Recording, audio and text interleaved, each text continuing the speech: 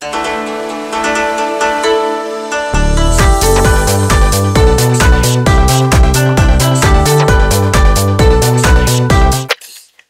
Julien Menanto, bienvenue en Belgique. Merci. Votre film Latz sort demain, Ouais. officiellement. Ouais. Il tourne autour des courses hippiques, chose dont on ne connaît pas. C'est un monde qu'on ne connaît absolument pas. Et comment cette idée vous est venue? Bah, en fait, moi, je viens d'une famille de cavaliers, donc, mais bon, je suis moi-même un très mauvais cavalier, mais je viens d'une famille de cheval. Et donc, je connais cet univers-là, mais plutôt le cheval loisir, équitation, centre équestre, CSO, dressage. Mais mon père avait beaucoup d'amitié dans le monde des courses. Et donc, j'ai passé beaucoup de temps enfant sur les champs de courses, et notamment du côté des trotteurs plutôt. Et donc, je crois que j'ai baigné dans ce monde-là et j'ai eu envie de le raconter à un moment. Et puis en parallèle, c'est vrai que c'est rare. Il y a des films sur les chevaux, il y en a quelques-uns, mais il y a très peu de films sur les courses de chevaux, ce qui est quand même très très différent. Et puis le peu de films qu'il y a, c'est beaucoup des films anglo-saxons, des films hollywoodiens à grand spectacle, qui sont souvent des côtés des entraîneurs ou des parieurs, pour ne pas dire de l'argent.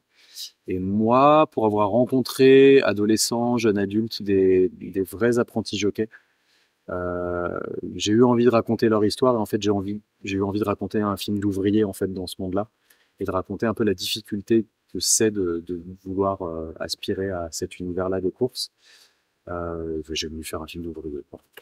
Effectivement, quand on voit par rapport au film américain où c'est plutôt le côté glamour, Ouais, moi ici aussi. on n'est pas du tout dans un côté glamour, hein. On est dans les murs moisis, le crottin et la dure réalité physique et mentale. Ouais, ouais. Et en plus de ça, on est aussi dans le milieu Paris truqué, l'espoir en fait de ce jeune pour s'en sortir socialement et la maltraitance animale, au final aussi. Oui, bah c'est en fait c'est un Beaucoup des de sujets quand même pour un seul film. ouais, alors dit comme ça, résumé comme ça, nous on les graine en 1 heure et demie, donc voilà. Non, c'est vrai qu'en fait c'est ce qui me fascine, ce qui m'a fasciné à l'écriture et ce qui me fascine encore aujourd'hui dans ce monde-là, c'est son côté anachronique en fait. Et quand je dis anachronique, c'est pas un gros mot pour moi, mais c'est vrai que le monde des courses, c'est un univers particulier dans le monde contemporain dans lequel on est.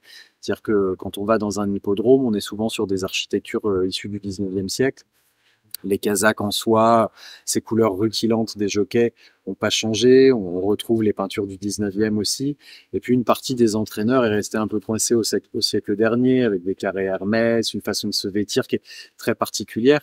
Et puis ces chevaux de course, voilà, il y a quelque chose de très ancien, même dans les matières, les cuirs, les Kazakhs, ce genre de choses.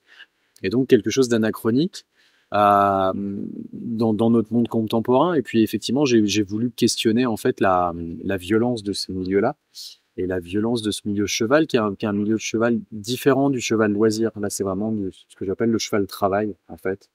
Et effectivement, les courses aujourd'hui sans les paris d'argent n'existeraient pas. Et à partir du moment où il y a de l'argent, bah, il y a parfois des magouilles. Et c'est un peu marche ou crève, hein. Que ce soit pour le cheval comme pour le jockey. Ouais, c'était une ambition dès le départ, en fait. C'était d'avoir dans la trajectoire du scénario deux personnages, parce que je considère le personnage d'Aïe Pépito, donc du cheval, du poulain que Ethan va voir naître au début du film, comme un personnage à part entière. Il est dans le générique.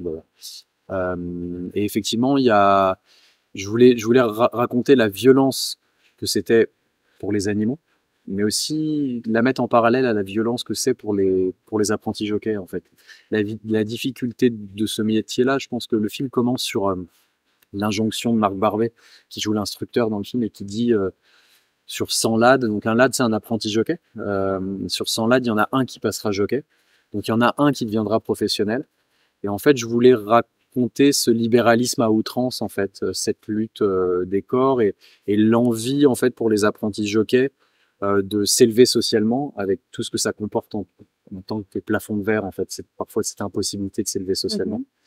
Et finalement, oui, cette violence-là, elle est liée aussi au sport, en fait, parce qu'elle n'est pas cette injonction il y en a 1 sur 100 qui arrivera est pas tellement différente des autres sports-études dans lesquels il y a beaucoup d'appelés mais peu d'élus. Il y a aussi une violence de après. puisque justement, cet ancien jockey, on découvre qu'après 20 ans ou 30 ans de bon, il a quand même remporté pas mal de coupes et il se retrouve dans une caravane tout seul. Bah ça, c'est une réalité que moi, Avec un corps complètement usé. Ouais, c'est une réalité que j'ai côtoyée, moi, dans les écuries, beaucoup, en fait. En fait, il faut se mettre à la place de ces anciens jockeys. Les courses, en fait, c'est une passion dévorante, en fait. Et le cheval est une drogue dure, clairement. Et quand on a cette passion-là, c'est difficile de passer à autre chose. Et moi, les anciens jockeys, les anciens cavaliers, les anciens palefreniers, j'en ai vu beaucoup, en fait, dans les écuries, dans les caravanes. Il y en a certains qui vivent dans des box, même, qui refont des box en studio et tout. Et je voulais raconter cette réalité qui est à la fois difficile à voir et en même temps qui est un vrai choix, en fait. C'est des gens qui peuvent pas vieillir ailleurs, qui ont besoin de l'animal et qui ont besoin de la proximité des écuries et des chevaux pour survivre, tout simplement. Et c'est vrai que le personnage de l'instructeur, il joue en miroir avec ce jeune gamin, en fait. Ils se ressemblent beaucoup, même dans les traits physiques. Et en fait, la question que va se poser Ethan tout au long du film, c'est est-ce qu'il a envie de vieillir comme ça? Est-ce que ça vaut la peine aussi? C'est la grande question du film. Parce qu'il y a aussi cette relation qu'il va avoir avec ce cheval. Ouais. Et en même temps, j'ai envie de dire que le cheval a le même caractère que lui. C'est-à-dire, il est tout aussi fougueux, il se laisse pas monter par n'importe qui, puisque il le retrouve à un moment donné où il a lâché déjà 2 ou 3 cavaliers précédemment. Et Ethan, c'est un peu ça aussi. Il se laisse pas maîtriser. J'ai l'impression que 2 caractères un peu fougueux se sont rencontrés. Ouais, bah en fait, c'est un film.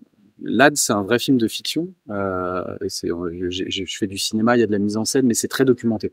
C'est-à-dire qu'en fait, c'est des années de carnet, de rencontres avec des entraîneurs, de passer sur des hippodromes avec des jockeys.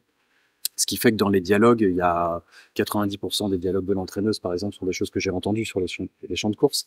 Mais il y a une chose que j'avais entendue et qui répond à votre question, c'est que moi j'avais entendu dire de la part d'un grand entraîneur, de toute façon les jockeys d'obstacles, parce que le film raconte les courses d'obstacles, qui est la discipline la plus violente du galop. J'avais entendu dire de la part d'un grand entraîneur, de toute façon, pour les jockeys, on cherche des jockeys qui ont un grain. Et en fait, cette appétence pour l'adrénaline, pour la vitesse, se pète au casque, en fait. Effectivement, il est assez similaire aux hommes et aux chevaux, en fait. Et effectivement, je suis assez d'accord avec vous. En fait, il y a le poulain dans le film, le cheval auquel Ethan se lie, c'est presque un avatar, en fait. Effectivement, ils ont tous les deux un grain. C'est un peu ça qu'on ressent. Ouais, mais je pense dans que le film. c'est ce que vous diront tous les entraîneurs pour faire ce métier-là, pour prendre ces risques-là. Oui, il faut être shooté à l'adrénaline. Et le fait justement que vous avez un passé quand même proche des animaux, enfin proche de, on va plutôt parler des chevaux, et que votre acteur aussi principal est élevé depuis l'enfance là-dedans, il est baigné là-dedans. Ouais. Ça met aussi une dimension supplémentaire et peut-être une approche aussi, je sais pas s'il faut dire artistique, mais en tout cas presque documentaire au thème. Ouais, bah en fait ça c'était un des grands enjeux du film, en fait, c'était le casting du rôle principal du jeune jockey. C'est facile de l'écrire, c'est plus difficile de trouver le comédien dont on rêve. Et moi, je rêvais d'un comédien qui puisse être de tous les plans, en fait, qui puisse faire toutes ces cascades sans doubleur. Et en fait, j'ai trouvé Marco Luracci, qui est le fils de Mario Luracci. Son père, Mario, c'est le plus grand dresseur de chevaux pour le cinéma français. Et en fait, Marco, avant d'être comédien dans ce film-là, il est cascadeur pour le cinéma. Il a été notamment la doublure de François Civil à cheval sur Les Mousquetaires. Et donc, en fait, il a une expérience de plateau, mais surtout, il a une expérience de chevaux, en fait. Marco, il est né sur un cheval, presque. Et non seulement il a pu faire l'intégralité du film sans doublure, donc sur les pur sang, entouré des vrais jockeys, quand on a recréé des vraies courses, c'est lui qui est au milieu de tout ça. On triche pas, jamais, donc ça nous permet de filmer de près. Et puis effectivement, il y a ce rapport à l'animal qui est inné, en fait, chez lui. Et je repense à la séquence avec le poulain dans le manège. J'avais écrit qu'ils dansaient l'un à côté de l'autre, qu'ils se frôlaient, et puis que tout ça finissait dans une étreinte avec presque un baiser, en fait, avec le poulain. Et en fait, à la lecture de ça, les dresseurs de chevaux m'avaient dit, mais tu rêves, en fait, c'est impossible parce qu'il faut des années pour dresser un cheval à l'approche et pour lui faire un baiser comme ça devant les caméras. Et donc, un poulain est trop jeune, on peut pas le dresser à ça. Et en fait, Marco a réussi à l'emmener parce qu'il parle le langage cheval. Mais on voit cette scène justement où il est avec lui et on voit que c'est un peu comme un petit chat avec ses oreilles à un moment donné, ses oreilles rebasculent vers l'avant et Ouais. on voit qu'il y a une interaction entre les deux. Ouais, ouais. Bah, en fait, et puis c'était aussi quand on fait un film avec du vivant, avec des chevaux dans lequel on recrée des courses, on se pose vraiment la question du bien-être animal. Enfin, c'était quelque chose de fondamental. Et de le faire avec les Luracci, en fait, c'est la garantie, en fait, que les animaux et les chevaux seront bien traités. Mhm. Pour la petite histoire, on n'a pas pu se faire prêter des vrais pur sang en exercice pour des raisons évidentes d'assurance. C'est-à-dire que s'il se passe quoi que ce soit, c'est des chevaux qui valent de l'argent, qui rapportent en tout cas de l'argent à leurs propriétaires en course. Et donc, en fait, nous, on est allé chercher des chevaux réformés. Des chevaux réformés, en fait, c'est des chevaux retraités.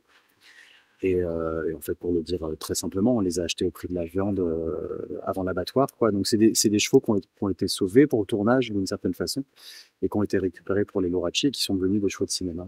Ah, donc ils ont été réellement à long terme sauvés. C'est pas Oui, juste oui, pour oui, le film et après non, on non, a non, repris, quoi. ils sont dans une écurie avec. D'ailleurs, je tire mon chapeau. Il y a beaucoup d'associations qui font un travail fabuleux sur le fait de récupérer en fait des chevaux de course pour leur donner une seconde vie dans des clubs, Mhm. dans des centres équestres. Et c'est ce qui s'est passé avec nos chevaux. Il y a une scène qui est assez violente et en même temps nécessaire dans le film, c'est quand il court dans dans cet abattoir parce qu'on lui a dit que son cheval était là pour l'équarrissage et mais ça rendrait n'importe qui végétarien. Bah, je vais pas vous mentir, on a tourné dans un vrai abattoir entouré de vraies carcasses. Mhm. Euh, le plat végétarien à la cantine du midi a eu beaucoup de succès. Ouais, ouais, c'est sûr. Bah, c'est des endroits, ouais, c'est des endroits violents, c'est des endroits particuliers. Mais moi, j'avais envie de raconter aussi l'envers du décor et la réalité de ce milieu-là, et la réalité de tous les chevaux en fait qu'on laisse sur le carreau et qui finissent dans nos assiettes. C'est un secret de Polichinelle qui a été peu traité au cinéma. Et moi, je voulais raconter cette réalité des 4600 chevaux en France, chevaux de course qui finissent à l'abattoir tous les ans. Ah, c'est quand même énorme, non? Ouais. On mange tellement de... On en mange de moins en moins, Oui, il me semble, parce que les ça boucheries chevalines ça part à disparaissent. En l'export. tout cas, en Belgique, elles disparaissent. Ça part à l'export. D'accord. Mais il y en a encore beaucoup. Alors, il y a des associations qui font un travail fabuleux, mais la marche est encore haute pour arriver à en sauver tous. Dans un autre registre, votre, comme votre personnage principal maîtrise superbement les chevaux, c'était pas compliqué de faire un peu celui qui n'y connaissait Bah, rien, qui devait mal monter. en fait, c'est ça qui est drôle, c'est que finalement, en fait, c'est un rôle de composition à l'inverse. C'est-à-dire que les comédiens dans des films à qui on demande de monter à cheval doivent faire semblant de bien monter. Donc, on leur donne des super chevaux de cinéma qui sont en pilote automatique. Là, Ethan, dans le début du film, il est censé pas y connaître grand-chose, alors qu'on tourne avec Marco Luracci, qui est un des plus grands cavaliers français. Cascadeur, voltigeur, cosaque, enfin, voilà, ce qu'il est capable de faire sur un cheval est quand même assez incroyable. Et donc, il a dû désapprendre, en fait. En tout cas, voilà. Donc, c'est vrai qu'il y a eu des séquences un peu drôles au début du film, dans lesquelles je lui faisais refaire la prise parce que c'était trop bien, en fait. Parce qu'il était trop bon. Donc, il a dû travailler son rôle à l'inverse. Il a dû désapprendre pour qu'on sente la progression de son métier de jockey au fur et à mesure du film, quoi. On parle beaucoup des courses hippiques dans les hippodromes belges. Pourquoi? Est-ce que c'est quelque chose, c'est un peu une marque de fabrique des Belges ou c'est une question juste géographique lors du tournage? Non, en fait, le film est une production franco-belge et on a eu l'énorme chance d'être accueillis par la fédération belge des courses, qui nous a ouvert les portes et je les félicite parce que franchement, bravo. Il y a une partie du monde des courses en fait qui ne veut rien voir en fait, qui ne veut rien changer. Et puis il y a, il y a une nouvelle génération qui est consciente en fait qu'il y a des choses à changer. Mhm. Et qui nous a accueillis à bras ouverts et on a pu donc en fait tourner à Ostende et pendant un grand cycle des Flandres à Waregem et je leur tire mon chapeau parce que c'est des gens qui font un travail fabuleux, qui sont à l'avant-garde pour faire changer les pratiques, pour interdire les coups de cravache, ce genre de choses, qui sont vraiment du côté du bien-être animal. Et merci à eux. Et ça nous a permis en fait de tourner pendant des vraies courses et notamment à Ostende et à Waregem, ce qui donne une vérité documentaire en fait au film. Est-ce que vous pensez que c'est un milieu qui va disparaître ou qui devra, s'il veut pas disparaître, il devra, comme vous dites, hein, Il est en fait, mute. en fait, il est en train de le refaire à l'ancienne. Parce que je reprends le personnage de cette femme qui tient justement. Oui, mais mais dans le film, elle est de l'ancienne école. Voilà. Nous, on a été accueillis par des jeunes entraîneurs qui ont formé Marco à la Monde Jockey, qui nous ont accueillis dans leurs écuries pour tout ce qui est tournage un peu documentaire dans le film. Au début du film, quand on voit les écuries, je parlais des champs de course en Belgique. Il y a toute une partie de ce monde-là qui a compris qu'il fallait se réinventer et qu'il fait les choses beaucoup mieux en fait que la génération d'avant. Donc voilà, et je suis personne pour dire est-ce que ça va disparaître, je pense qu'on n'en est pas là. Ce qui est évident, c'est qu'en fait, ce monde-là traverse une crise des vocations. C'est que les écuries ont du mal à trouver des apprentis jockeys. Ça fait moins rêver. C'est-à-dire c'est un métier qui est compliqué, hein, se lever tous les matins. Est-ce que ça fait moins rêver? Est-ce que c'est parce que c'est dur? C'est dur. J'ai l'impression que c'est un peu comme les boulangers.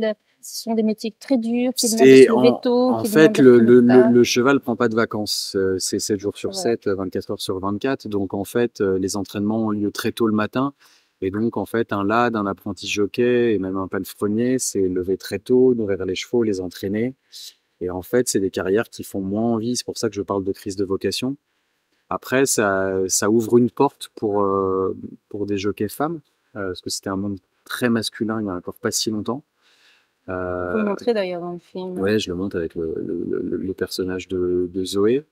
Et voilà, c'est une pratique qui est en train de se réinventer. Après, c'est vrai que il y a aussi des grandes courses au Moyen-Orient, en Asie. C'est aussi une pratique qui a tendance à être très vivace dans d'autres parties du monde, avec des courses très bien dotées. Mais c'est encore très très implanté chez nous. C'est encore dans notre culture quand même très fort. Puis il y a autre chose qui se passe en fait, c'est qu'il y a 20 ans, quand on voulait parier sur du sport, c'était les courses. Et seulement les courses. Et puis avec l'avènement des paris sportifs en ligne et la libéralisation de tout ça, aujourd'hui, les jeunes et les parieurs vont avoir tendance à parier plutôt sur du foot, sur d'autres.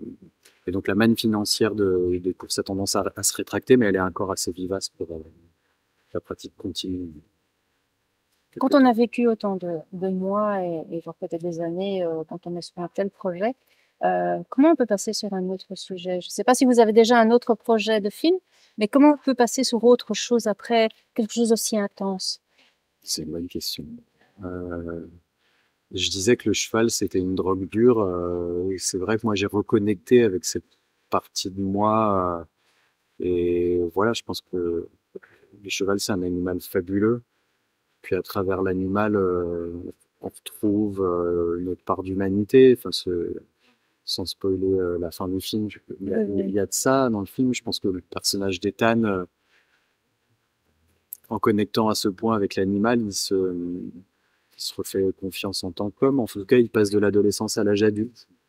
Et l'animal y est pour beaucoup. Donc, comment on se remet de ça? On s'en remet pas. Moi, le rapport entre l'homme et l'animal, c'est quelque chose qui m'anime très fort. Donc, ça sera peut-être pas sur les chevaux le prochain, mais il y aura quelque chose de cet ordre-là quelque part, forcément. Eh bien, merci beaucoup pour cette entrevue. Merci à vous. Merci.